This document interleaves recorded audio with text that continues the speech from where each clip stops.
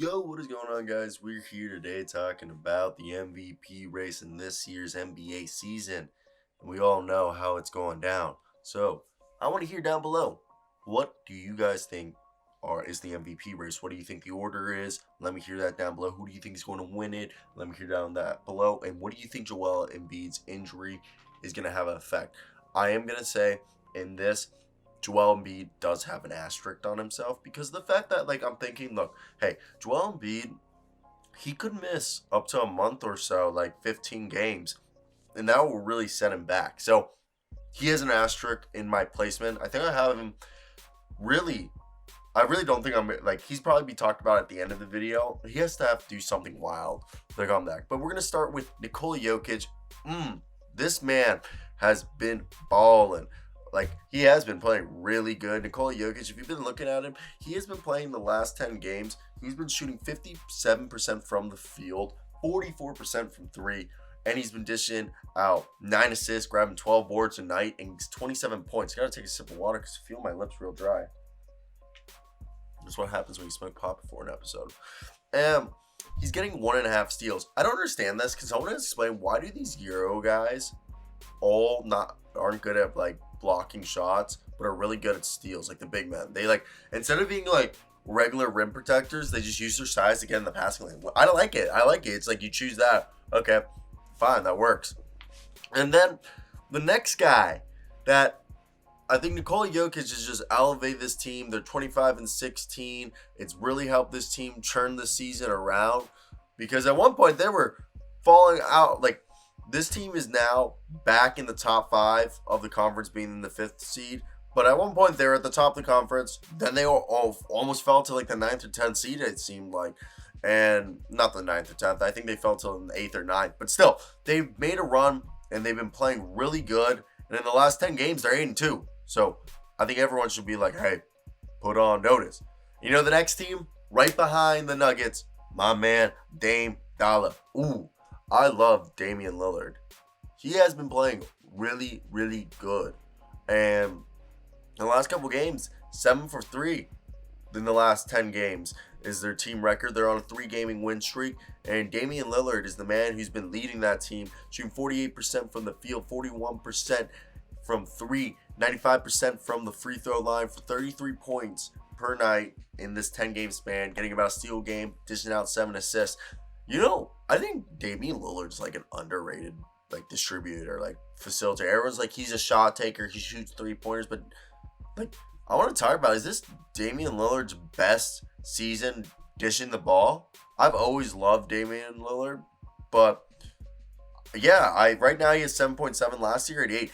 Nobody's talking about this jump Damian Lillard has made as a playmaker and as a ball handler. Okay, I've always noticed it. He sets up all his teammates for success. He's the lifeblood. Shout out Terry Stotts for 500 wins and Carmelo Anthony, 11th or 10th player with 27,000 points. Shout out right there. Good job for them.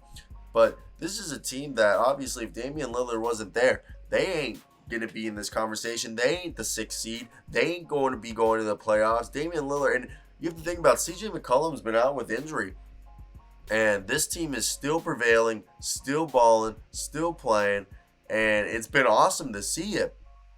And, I know CJ McCollum obviously just returned to the court. He's been in the past 3 games, and he's been scoring. Last game against Dallas was really his breakout game since returning from injury. He was basically out a full 2 months. And he hadn't played since the 16th of January. His first game back was the 16th of March. That's 2 months, baby, 18 weeks. And it's great to see them going on a run right there. And third place, I got to give it to LeBron. You could argue that in their last 10, they're 6-4, but they have won 4 in a row. Second best record in the West. LeBron James. And the best part is yes, on the season, he's averaging 34 minutes a night, but in this last 10, he's only been playing, or last 9 games, he's only been playing 33.4 minutes a night, and he's shooting 38% from the three-point line, 55% from the field goal. Everyone was talking about how his shot was falling off and he couldn't shoot. Yeah, from the free throw line, he's shooting 66%, but he's out there dishing 8 assists, grabbing 8 rebounds, and getting 26 points. I love LeBron. I love that, everything about him. His stats are very close to Nikola Jokic.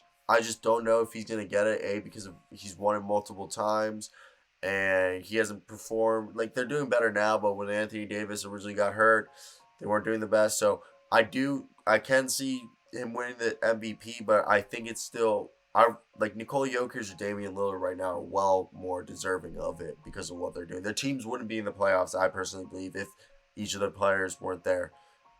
If LeBron, I don't know, you could argue that if LeBron wasn't there, they wouldn't be in the playoffs. So you know what? I put myself in a little hole right there.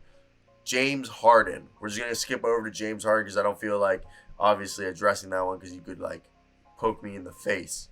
But you know, James Harden. Look, last 10 games, I've never been a huge fan of James Harden. I don't know if he's gonna win it, but James Harden, 11 assists a game. He's playing the point guard role. Kyrie's the shooting guard. If you guys didn't know that, and it's been really, really interesting to see how it's gone because hey, look, you got James Harden who's been balling, who's been fun to watch, and he's in the last 10 games. He's averaging 38 minutes, shooting 44% from the field, 31% from three. Damn, that's terrible. But he's still getting 26 points, getting 10 rebounds a game, 11 assists, a block a game, and a steal and a half a game. He's actually playing defense. He's looking like he's having fun for the first time in a while.